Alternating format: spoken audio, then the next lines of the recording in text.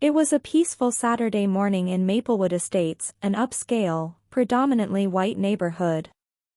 The scent of freshly cut grass filled the air. Children rode their bikes along the sidewalks, and sprinklers sprayed perfectly manicured lawns.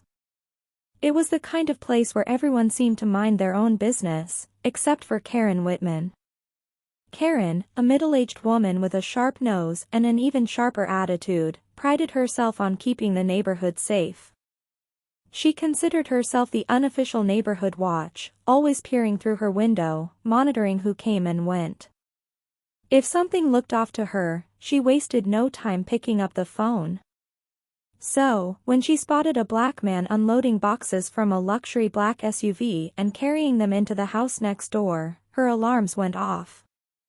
Karen frowned, gripping her coffee mug tighter. She had lived in this neighborhood for over 15 years and had never seen a black family move in. She watched from behind her lace curtains as the man, tall, well-dressed, and calm, carried another heavy-looking box inside. To Karen, something wasn't right. She grabbed her phone and quickly dialed 911. "Hello, 911. What's your emergency?" Karen's voice rose an octave as she pressed the phone to her ear. "Yes, there's a suspicious man breaking into the house next door. He's black, and he's carrying boxes like he's moving in, but I know for a fact that house has been empty for months. He's probably a criminal." The dispatcher tried to get more details, but Karen barely let her speak. "I just know he doesn't belong here," she snapped. "You need to send someone right away before he steals everything." The dispatcher sighed but followed protocol. Within minutes, 2 police cruisers pulled into the neighborhood, sirens off, but lights flashing.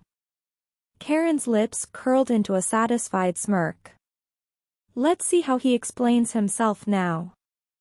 The moment the 2 officers stepped out of their cars, their hands rested on their belts, their eyes scanning the area. They approached the black man, who had just come back outside to grab another box. "Sir, step away from the vehicle," one of the officers called out. The man turned, his expression neutral but unshaken. He lifted his hand slightly in a non-threatening manner. "Can I help you, officers?" he asked in a deep, calm voice. Karen came marching out of her house, arms crossed. "Don't let him fool you," she told the cops.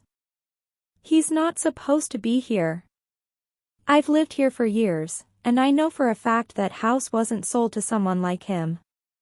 The officers turned to the black man, who raised an eyebrow but remained composed. "Sir, can we see some identification?" The man nodded slowly, pulling out his wallet and handing over his government-issued ID. The officer looked at it and immediately froze. His entire demeanor changed. His partner leaned over to read the name on the ID, and his face turned pale. Karen frowned. "Well, arrest him. What are you waiting for?" The first officer turned to her, his jaw tightening. "Ma'am, do you have any idea who this man is?" Karen scoffed. "I don't care who he claims to be. He's lying." The man let out a small chuckle before reaching into his blazer. This time, he pulled out a gleaming gold badge. Federal Bureau of Investigation. Chief Director. Karen's smug expression vanished. The officers immediately straightened up. "Sir, we deeply apologize for the misunderstanding," the first officer said, his voice suddenly professional. "We had no idea." "It's fine," the FBI chief said, tucking his badge away. His voice was calm but firm. "You were just responding to a call. But I'd like to know why this woman assumed I was a criminal in my own home." Karen stammered, her face turning bright red. I was just trying to protect the neighborhood," she blurted out. "Protect it from me?" the FBI chief asked, raising an eyebrow. Karen opened her mouth but couldn't find the words. You assumed I was a threat based on my skin color, he continued. Instead of coming over and introducing yourself like a decent neighbor, you called the cops. Karen clutched her pearls. That's not true. Do you call the cops on every new neighbor? He asked, tilting his head. She froze. One of the officers sighed and turned to Karen. Ma'am, false reports to 911 are illegal. If you do this again, you could be facing criminal charges. Karen's mouth dropped open. I was just trying to help. The FBI chief turned toward his house, unbothered. You wanted to call the authorities, he said smoothly. Well, now you've got one. And with that, he walked inside, leaving Karen standing there, humiliated.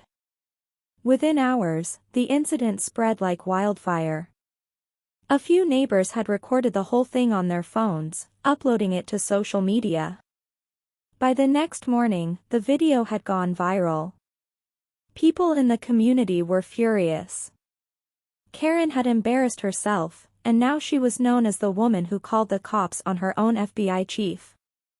The HOA board called an emergency meeting, and neighbors demanded action be taken against her. Some even suggested kicking her out of the neighborhood. Karen, once the self-proclaimed protector of the area, suddenly found herself on the receiving end of cold stares. People who used to greet her on morning walks now turned the other way. Neighbors whispered when she walked by, some even avoided her altogether. As for the FBI chief, he continued living his life, unbothered. He had earned his place in that neighborhood, in the city, and in his career. And no Karen was going to take that away from him. Because, in the end, justice had already been served.